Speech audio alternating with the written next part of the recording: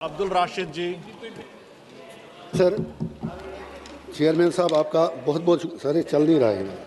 आपका बहुत बहुत शुक्रिया। उठो मेरी दुनिया के गरीबों को जगा दो, काख उम्रा के दरो दीवार हिला दो। जिस खेत से दहकान को मैसर न हो रोज़ी, उस खेत के हर खोशे गुंदुम को जला दो। चेयरमैन साहब, पब्लिक सेक्टर की हालत क्या है मैं आपको अपनी मिसाल से बताता हूँ। 2008 में मैं भी पब्लिक सेक्टर में काम करता था।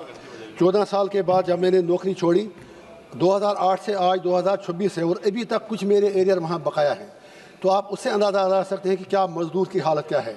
मेरे प्रॉफिट का कहना है कि मज़दूर को मज़दूरी जो है वो पसीना आने से पहले दिया जाए, और क्या वजह है कि आज आप मज़दूर से उसके स्ट्राइक करने का भी हम हक छीन रहे हैं।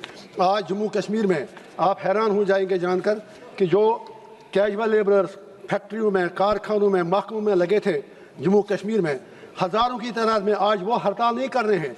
उनके बच्चे आज, जो बच्चों की एज जो 20-22 साल है, जो कैजुअल लेबर वो 50 को क्रॉस कर चुके हैं, लेकिन रेगुलर अभी तक नहीं हो रहे हैं। तो मैं सरकार से गुजारिश करूंगा, आज मिनिस्टर साहब के लिए पॉसिबल नहीं होगा अब इसमें अमेंडमेंट लाना, फ्यूचर के लिए कम से कम एक नेशनल पॉलिसी लाएँ, regularisation of casual labourers, daily wagers, चाहे कारखानों में, सरकारी विभागों में, ताकि वो लोग जो दर बदर की ठोकरें खा रहे हैं उनका चूल्हा कम से कम चले।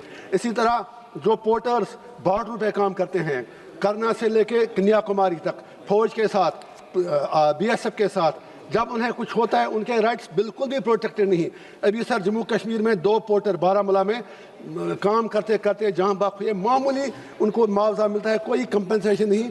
तो हम सरकार से गुजारिश करेंगे कि पोर्टर्स जो हैं उनके राइट्स को प्रोटेक्ट करें जो बॉर्डर पर काम करते हैं। इसी तरह से जो अनस्किल्ड लेबर्स हैं उनके राइट्स का भी मिनिमम वेजेस की यहाँ पर बात हो रही है। 350 में क्या आता है, अगर आप यहाँ ही देखेंगे हमारे पार्लियामेंट के अंदर ही, जब हम बाथरूम में जाते हैं तो जो बेचारे वो मुलाजिम लोग वहाँ पर हैं, जितनी बार वो हर MP को सलाम करते हैं उतनी उससे निस्फ तनख्वाह भी उनको नहीं मिलती है।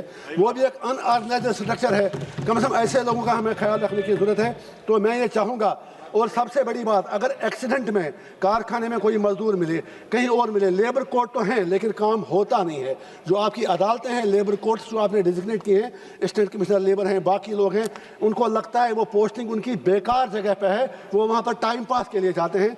तो हमारी सरकार से गुजारिश होगी कि जब एक्सीडेंट में किसी मुलाजिम का, किसी मजदूर का, किसी कारकुन की बाजू कटती है, किसी का पाँव कटता है, तो उसको फिर दर बदर की ठोकरें खानी पड़ती हैं। तो मेहरबानी करके उन चीज़ों की तरफ ख्याल दिया जाए। और आखिर पर सरकार से मैं यही गुजारिश करूंगा कि जैसे चंद्रशेखर आज़ाद जी ने ज़बरदस्त बात की, जब यह हमें भी हमारी बात नहीं सुनी जाती तो हम भी वेल में आते हैं। जब आप मजदूरों का गला काटेंगे, अब आप 100 से 300 आ जाइए, 51% आएंगे तभी यूनियन बनाएंगे, फिर सारे देश कैसे। बस जस्ट 30 सेकंड मेरी सरकार से इतनी गुजारिश है कि मजदूरों का गला मत घूंटिए, चाहे महल आपका बने, महल किसी का बने, उसमें मजदूरों का खून होता है। अगर हम उनके खून की कदर, अगर हम उनकी मेहनत की कदर न करें तो वो बहुत बड़ा अन्याय होगा। आपका बहुत बहुत शुक्रिया। Thank you.